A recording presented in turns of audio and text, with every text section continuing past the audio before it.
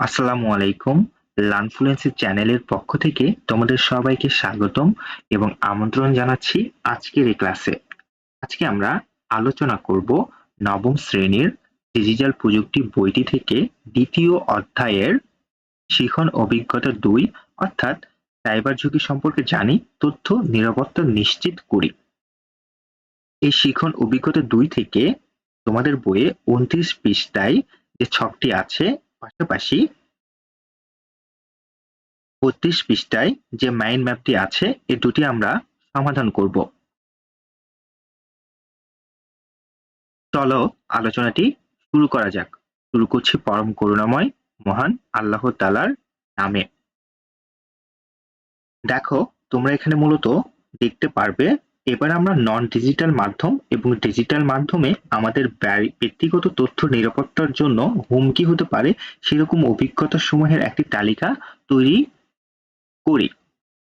দেখো তালিকাটি কি হতে পারে।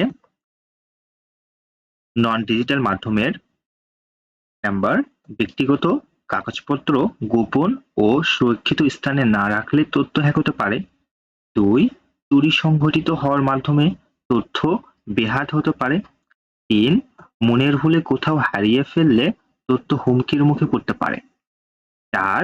গুরুত্বপূর্ণ কাগজপত্র অপরিচিত কারো কাছে দিয়ে দিলে ব্যক্তিগত তথ্য নিরাপত্তার জন্য হুমকি হতে পারে। 5. ব্যক্তিগত কোনো দুর্যোগ বা অনাকাঙ্ক্ষিত কোনো পরিস্থিতিতে তথ্যগুলো নষ্ট হয়ে যেতে পারে। এরপর দেখো আমরা ডিজিটাল মাধ্যমগুলো দেখে নিই। 1. মোবাইলের শক্তিশালী পিন বা প্যাটার্ন না দিলে তথ্য হ্যাক হতে পারে। 2. অন্যর ফোন দিয়ে সোশ্যাল মিডিয়া অ্যাকাউন্টে লগ ইন করলে তথ্য হ্যাক করতে পারে। 3. কম্পিউটারের শক্তিশালী পাসওয়ার্ড না দিলে তথ্য হ্যাক হতে পারে। 4. নিজের ফোন অন্য কাউকে ব্যবহার করতে দিলে তথ্য হ্যাক হতে পারে। 5. কেউ মোবাইল বা কম্পিউটারে নেটওয়ার্ক হ্যাক করে, এখানে তথ্য হ্যাক করতে পারে। আচ্ছা, এরপর আমরা দেখো তোমাদের 32 পৃষ্ঠায় যে মাইন্ড ম্যাপটি আছে সেটি আমরা সমাধান করব। অর্থাৎ দেখো এই যে এখানে কি হবে, তারপর প্রত্যেকটি ছকে আমরা কি কি বৈশিষ্ট্যগুলো লিখতে পারি সেটা আমরা দেখে নিব। চলো দেখো এখানে মাঝখানে আমরা কি লিখতে পারি। একদম মাঝখানে তোমাদের এই মাইন্ড ম্যাপের মাঝখানে আমরা লিখতে পারি সাইবার অপরাধের বৈশিষ্ট্য। এই টপিকটা, এই হেডলাইনটা আমরা মাঝখানে দিব।